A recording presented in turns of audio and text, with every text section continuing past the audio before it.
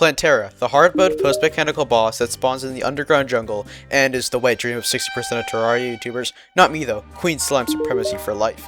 The main and only way she can spawn is by breaking a Plantera's bulb in the underground jungle, which can spawn after two conditions are met. First is defeating the wall of flesh, second is defeating all three mechanical bosses. If done, you'll get the message, quote, "The jungle grows restless," end quote. Which means that Plantera's bulbs will begin to spawn in the underground jungle. Now before we begin, this video will be split into three sections: Plantera and how the boss works, the preparation for Plantera, and the fight themselves.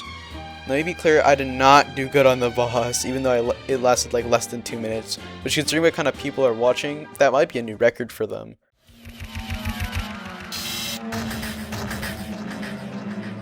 Plantera is a boss which is found and summoned usually in the underground jungle. In Master Mode, her HP is a whopping 53,550, with 35 defense and 4 main damaging moves in Phase 1.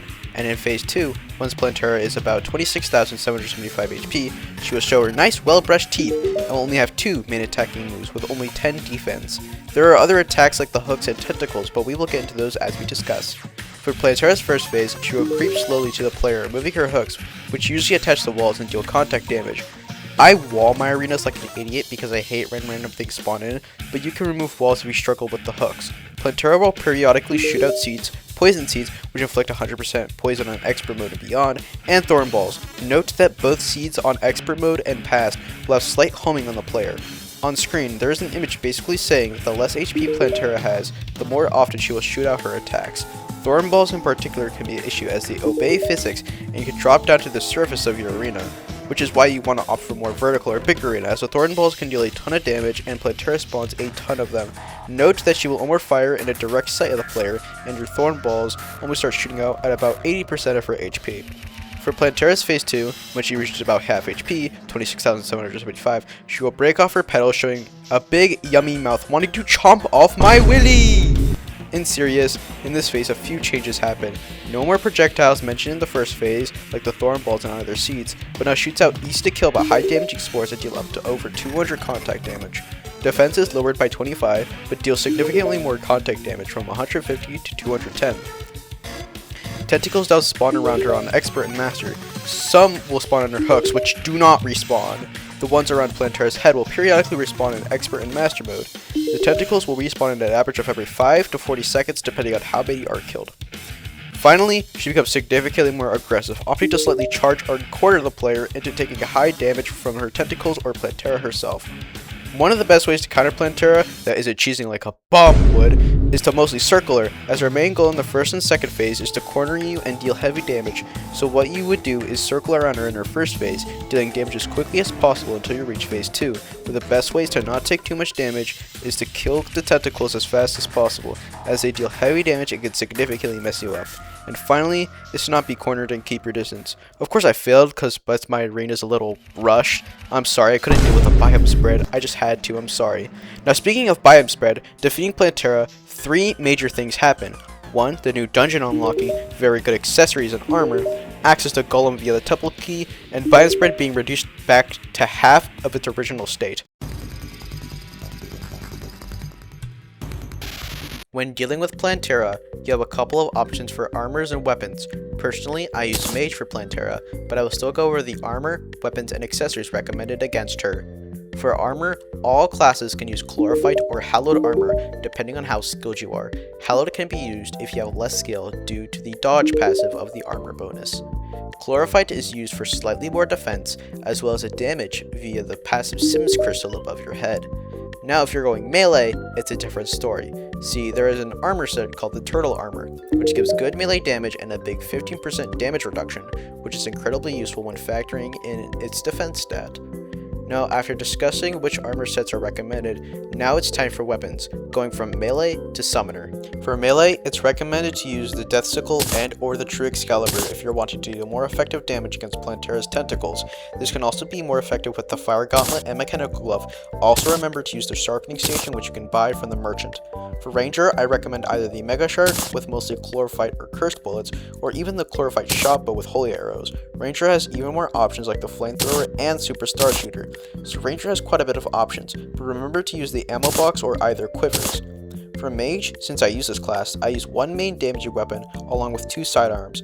First, I use the Rainbow Rod, which can be a little annoying since you have to spam it rather than hold it, but it is very effective against Plantera, along with the Venom Staff for the Acid Venom debuff, and the Nimbus Rod for extra damage, and of course, do not forget to use the Crystal Ball. And lastly is Summoner. For the Whip, I recommend the Durandal, which is easy to get after defeating a mechanical boss and has good stats. For the summon, you can use the Blade Staff or Sanguine Staff, and of course make sure to use the Bewitching Table for an extra summon. Now are the buffs. Besides the class specific stations, here are the buffs listed. Greater Healing or Jungle Juice, Iron Skin, Regeneration, Swiftness, Wrath, Rage, or both, Endurance, Medium or Major Food buff, Life Force, Summoning, Archer, Ammo Reservation, Magic Power, Mana Regeneration, a Cursed or Ichor Flask, and your 500 max HP using 20 Life Fruits. Finally, there are the class accessories which I will list below. Charm of Myths, Star Veil, Lightning or Terra Spark boosts, Post 1 mech wings like Bee Wings, Butterfly Wings, or Flame Wings, Obsidian Shield, Moonshell. Now time for class specific accessories. Mechanical Glove and Fire Gauntlet for melee, Molten or Magic Quiver for Ranger, Mana Cloak or Magnet Flower for Mage, and the Pygmy Necklace for Summoner. That's all for preparations. Time for the fight!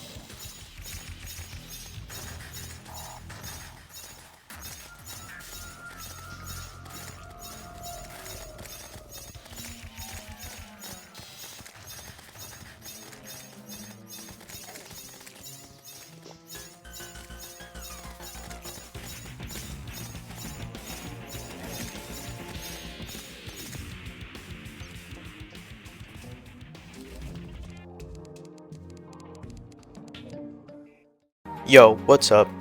This is the end of the video. Thank you for watching, and if you have any other questions, just ask me. And I'll leave you on this note. I won that custody battle! I won that custody battle. Suck it! Ooh, yeah, I won! Queen Slime Supremacy for life. And if you think otherwise, I will come find you.